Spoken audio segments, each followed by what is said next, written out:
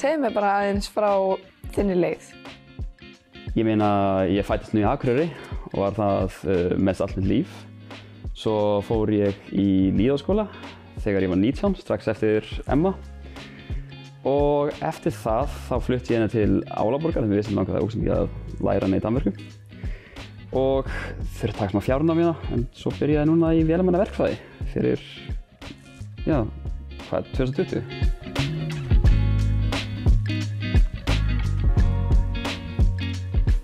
Hvað kom þér í vélmennaverkfræði? Það er satt að segja, mér langaði bara að gera eitthvað ógeðslega svalt. Þú veist, ég fór hérna fyrst af því við vissum mig langaði heima hérna í Álaborg og mér langaði fyrst að vinna eitthvað með einhverja geimflugar og eitthvað hannig. En það var ekki neitt svoleiðis í Álaborg, þannig að svo fór ég að skoða aðeins og sá bara vélmennaverkfræði og fannst það bara ógeðslega flott og ákvað að vera að prófa. Svo var það bara ógeðslega flott. Ég tala ekki íslensku í mínu daglega lífi, sko. Nei, skiljanlega bara. Það er Í bara 4 ár? Í 4 ár alltaf, Já. sko. Og ég tala ekki góða íslensku fyrir það, sko. Ekki? Nei, það gera alltaf grínum verið því, sko. Í alvörunni? Já. Sko, ég var alveg á þessum stað sem að ég vissi ekkert hvað mér langaði að gera eftir Emma. En svo man ég bara einn daginn, þá horfði ég á Elon Musk skjóta upp bara, þú veist, eldflaugar, Falcon 9 eða eitthvað, maður ekki hvað það var. Og hugsaði bara, það lítur að vera ógeðslega skemmtilegt að vera fólkið sem að skauta þessu upp. Bara vera að horfa á þetta og bara, það virkaði. Það lítur að vera ógeðslega skemmtilegt. Þannig að mér langaði bara að gera eitthvað þannig. Og það var eiginlega þá sem ég fattaði að vera verkfræðingur gæti verið skemmtilegt. Ég hef aldrei prófað neitt svona áður, aldrei kóðað í lífi mínu, aldrei farið í mjög erfiða stærðfræði. En þetta bara, þessi litli draumur hljómaði bara skemmtilega.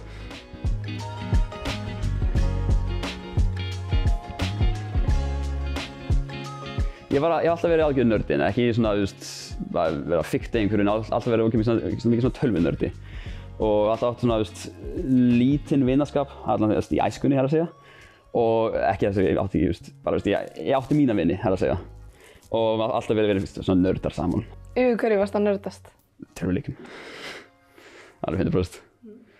Mér langaði alltaf að ferðast bara. Þegar ég var ungur, þá horfði ég Indiana Jones og hefði bara, hessigur. Hessigur. Bara að ferðast að fara í ævintýri, sko. Sem er líka stór ástæða fyrir að ég fílaði tölvuleikið þegar ungur svo mikið. Ég fílaði aðra heimi svo mikið. Ég var svona, líka í bókum og allt það, því ég hugsaði bara, ævintýri. Og að ferðast, það var ævintýri fyrir mér þegar ég var svona ungur. Ég var alltaf að finna hvað mér fannst skemmtilegt að æfa. Og svo fannst mér körfuboltinn var bara svona eina sem að einhvern veginn náði einhver til mín. What? Já. Hvað prófaðir? Handbolti, körfubolti, fótbolti, judo, karate, frjálsar, hvað er hægt að æfa Akureyri, ég var búinn að prófa. Dans, ég prófaði dans líka. Já, fimleikar? Fimleika og frjálsar. Sund? Ég prófaði sund. Í alvörunni? Ég prófaði allt, fór 2-3 æfingar og bara náði ekki til mín. Já, svo fór ég í körfubolta og þá einhvern veginn komið allt, saman. Var það seinasta íþróttin sem þú prófaðir? Basically. Nei! Jú. Varstu eitthvað svona lagður innelti eitthvað svoleiðis? Já. Er það? Já, ég var svo lítill þegar ég var í grunnskóla. Það var ekki fyrir en í, ég held ég, 7. eða 7. bekk þar sem það hætti. Og það var svona því að þeir vissi ekki hvað þeir voru að gera, atriði. Hvað verður þá? Þeir voru bara, að aðtast í mér, ekki að reyna að leggja mig innelti. Það var allir leiðir við hvort annan þegar maður var í grunnskóla, sko. En ég var minni, svo léttast aðtast í mér. Og svo var ekki fyrir maður að komast á alveg þroskaskeið, þá náði maður að vera actually vinnir. Og náði maður að segja, strákar að hætta þessu. Það er leiðilegt. Já, þetta er pirrandi. Já.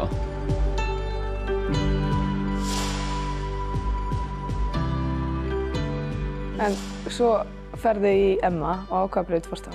Ég byrjaði í raungrunna. Það var, ekki til að segja mikið út á Emma, en það var ógeðslega mikið breyting fyrir mig að fara í grunnskólanám sem ég var mjög góður í stærðfræði og öllu því. En svo þegar maður byrjaði í raungrunnum í Emma, það var þetta svo stórt skref.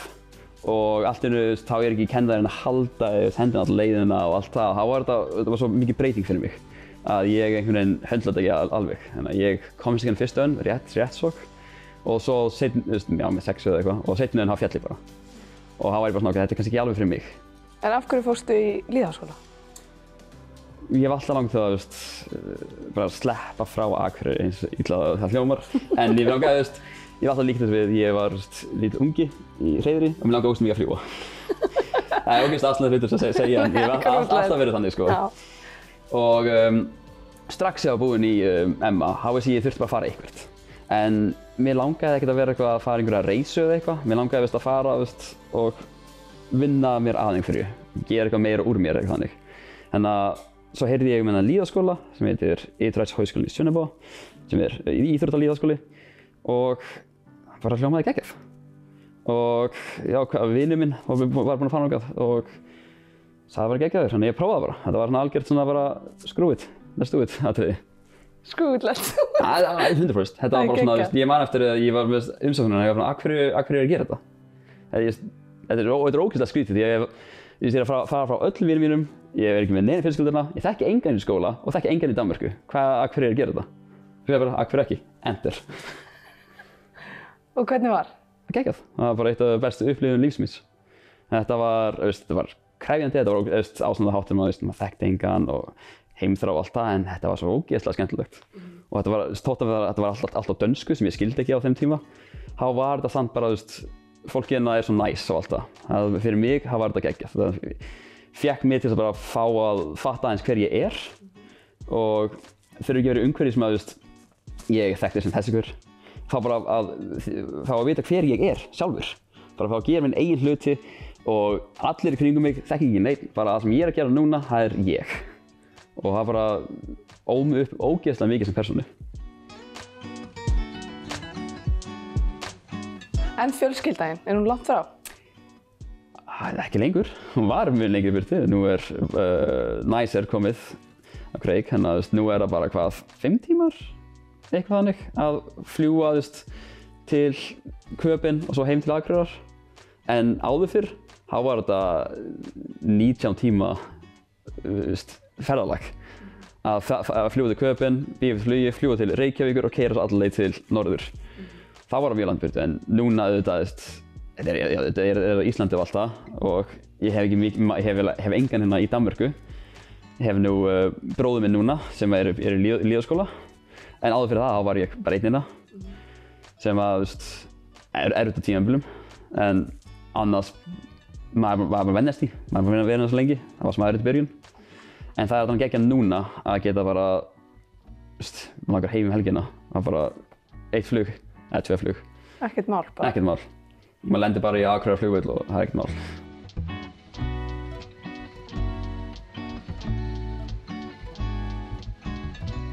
Ég þykir mjög, hvað segir maður, vænt um það sem ég er að gera. Ég hef mjög gaman að því.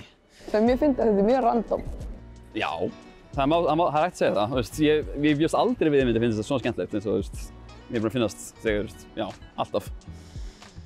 Þegar ég byrjaði að segja. Og þetta var ekki draumurinn? Ég hafði engan draum, það að segja. Draumurinn minn bara eiginlega bara gerðist þegar ég byrjaði þessu námi. Það held ég sem að margir skilja ekki er að maður veit ekki hvað maður langar að gera í byrjun. Það eru sumir sem eru það, sumir sem gera það ekki. Maður þarf bara að prófa.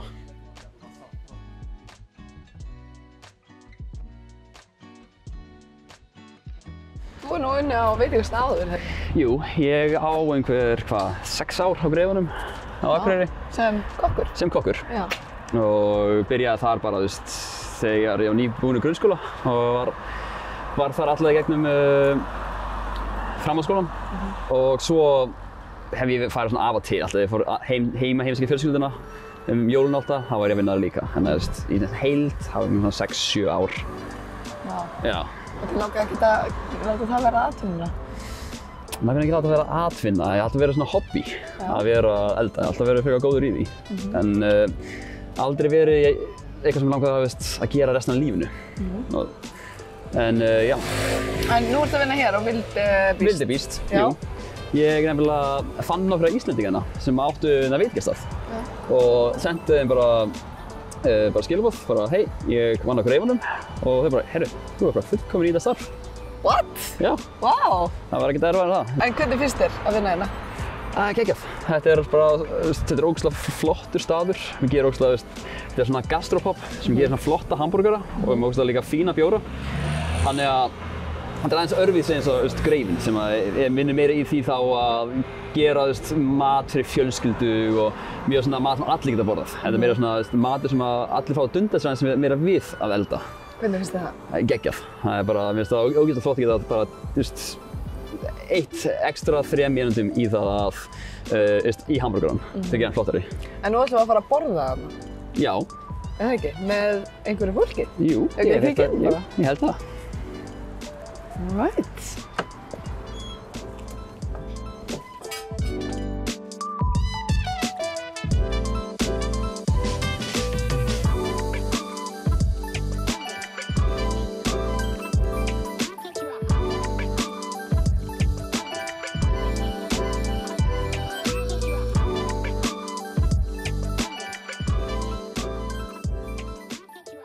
Hvernig finnst þið búið að vera að fylgjast með honum?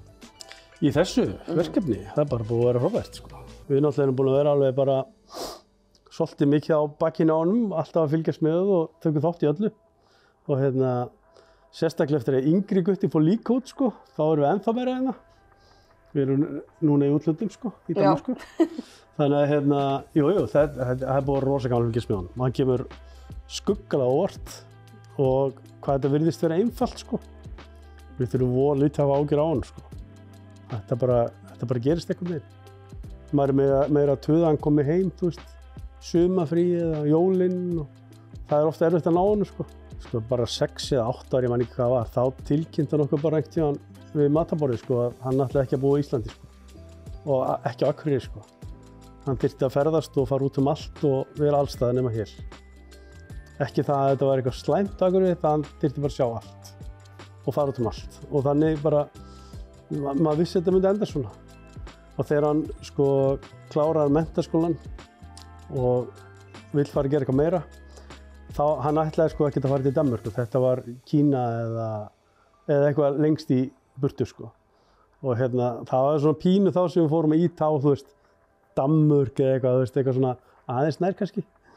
Og svo datt það bara inn sko, sem voru frábært. Náttúrulega eftir að Næsir kom, er þetta sko svart og hvít. Áður fyrir hann að lenda í Reykjavík og svo var maður með sko drenginn í símanum í 5-6 klukkutíma, sérstaklega í veturnar, í einhverju mega ófærð og einu sinni var ég að tala við henni í símanum og þá öskraði hann: "Ég er að keyra út af!" Æfætti.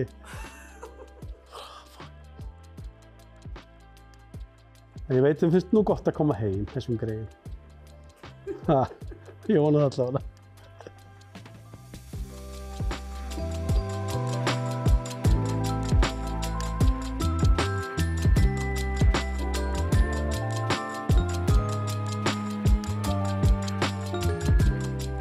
En nú ertu búin að vera í hvað, 2 ár í Já, svona heild það byrja 4 ár.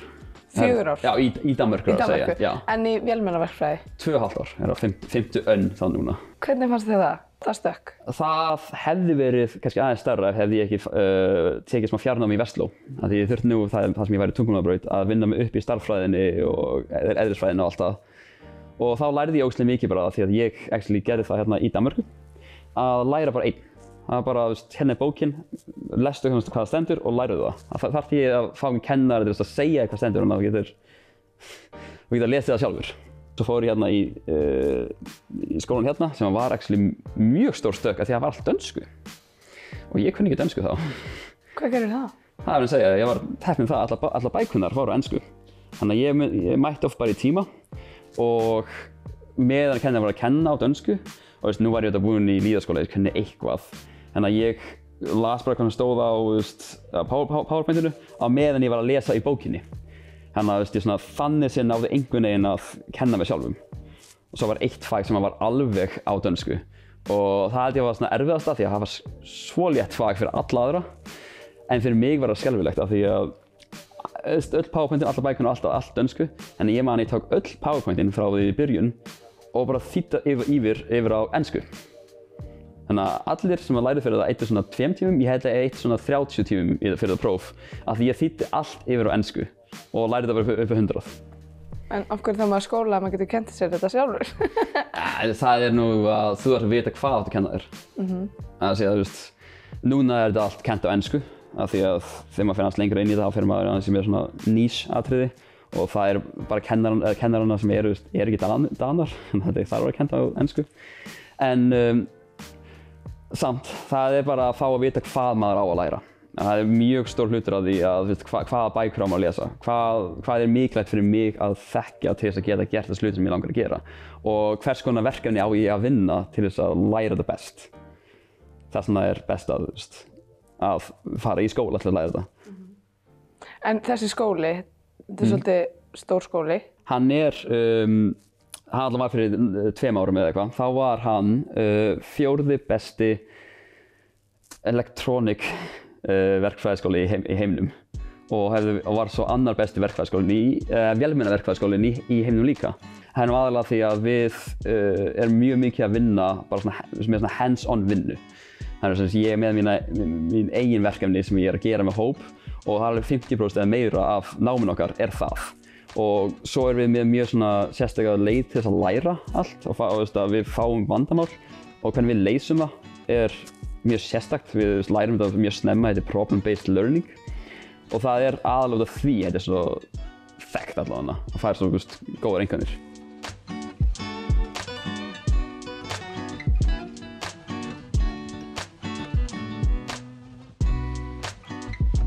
Þetta sem við erum búin að vera að vinna með. Þetta hér? Já, núna ef þetta allt virkar og hafa náið að taka myndir af rifunum. Í gólfi? Já, þetta á malbyggi. Okay. Þetta á að vera úti. Þess vegna erum við að gera allt þetta. Ef þetta væri bara hérna inni þá myndum við ekki þurfa allt þetta því að stjórnum öllu ljósunum hérna. En það sem úti þá er mikið að öðru sem við stjórnum ekki. Þannig að við tökum myndir af þessu, við sjáum hvar rifunar eru og svo á að koma vélmenni sem það basically svona og með gaur hérna þar sem fer yfir rifunar og fyllir það upp. Ok. Og þá eitthvað efni í þessum gaur? Já, bitumen heitir það á ensku. Ok. Sem það bara til þess að fylla upp rifur og að nota það í alla svona viðgerðir. En hvað einfald þetta fyrir fólk sem að reyna að fylla í dag þá venjulega liða 6 til 8 manns notað til þess að bara vinna í þessu. Þegar við gerum þetta þá 2. Þannig að það kostar minna og fljótara. Svo fyndi að sjá þetta bara lítið út eins og eitthvað tjald á hjólum, en þetta bara miklu meiri fæling. Velkomin í stúdendaverkefni. Það sama hérna eins og sér vélmynd þarna. Þetta allt svona. Ok, þetta reyndar samt lítið. Þetta svalt sko. Þeir eru basically að reyna að gera svona mannvirt vélmyndu. En ég hef aldrei séð þetta virka áður og ég veit ekki hvort maður sýningur þetta. Þannig að það fínt. Það Það hlýtur alltaf eitthvað. Þið voru ekki að N4 hérna. Nei, ég hef stýrið því sko. En eins og hérna annar lið að gera þess sem eru líka sama árgangi ég. Já. Þeir eru að gera svona vélmenni sem að getur séð rusl og flokka það. Getur séð rusl og flokka það? Já. Og sama hér, þetta algjört prototype, þetta ekki verið svona í alvörunni. Ok, en þetta lítur út fyrir að vera frekar fancy eitthvað? Já, þetta heitir svona UR-robot. Ég get ekki sagt þessi hlut á íslensku, en þetta Articulated Manipulator sem bara fín orð yfir vélmennahendi. Og við erum búin að læra að vinna með þetta bara síðan seinni. Við lærum ógeðslega mikið hvernig þetta virkar, alltaf starfana bak við þetta og allt það. Og náum að byggjast mjög mikið á hvernig við eigum að vinna með þessina gaura. Af því sem svo, og svo getið þið búið til alls konar út frá því? Já, einmitt. Já, það er þess tilgangur. Þetta einmitt sem hefur notaðist í öllum verksmiðjum í heiminum. Þessi hérna, þetta Delta. Já. En þú setur þetta yfir færibandið og það verður þessar ógeðslega fljótur, en getur ekki gert það mikið, það getur bara tekið upp á svona, já. Og þessi hérna getur gert munust fjölbreytta hluti. What? Þetta er svo merkilegt. Þetta er skemmtilegt. Uppáhaldsverkefni mitt, það er að segja að ég tók verkefni í síðustu önn. Þá vorum við að gera svona vélmennahendi fyrir fólk sem er lamað undir háls. Og þau getur hreyft sig neitt. Og eina leiðin fyrir svo þau geta hreyft hendina sem við erum að gefa þeim, það að stjórna með tungunni. En getur líka gert með augunum og allt það, en við ákveðum að gera svo að geta stjórna með tungunni. Þannig að við notum einu af þessum fjárstýringu sem heitir iTong og þannig að þau bara geta nóða tunguna sína og geta hreyft það og þá bara hreyfist vélmennið. Hvernig? Mjög mikil kóðun. Mjög mikil kóðun. En setur eitthvað á tunguna? Já, svo þegar þetta er svona gómur, það er fjárstýringin. Og á tungunni hafðu með svona, bara svona piercing, maður ekki hvað heitir það í íslensku. Ok, lokk, tungulokk. Já, tungulokk. Sem er mjög svona sérstakt, nú er ég að fara alltaf tæknilega í þetta, en það er basically þegar við ítir lokkinum á sérstakann stað á tunguna, á skóminn, þá gefur það svona input, eins og ef ég þrá á A á lyklaborði, alveg eins. Og það eru þá, hvað var það, 18 svona inputs á tungunni og það er bara alveg eins og verið með 8 stafi á lyklaborði. En það tekur bara það og segir ef við ítir hérna, þá ferðu áfram, ef við ítir hérna, ferðu aftur og bak, upp eða niður og allt það. Þegar maður er að vinna í einu verkefni svona lengi, fær maður ógeðslega mikið svona tunnel vision. Af því að maður er búinn að vinna þessu svo lengi að maður bara, já, það er bara ein leið hægt að gera þetta. Svo fær maður nýtt fólk bara, það voru svona 5 aðrar leiðir til að gera þetta. Þannig að þeir vilja oft fá nýtt fólk til sín til þess að sjá hvernig annað fólk myndi gera þetta.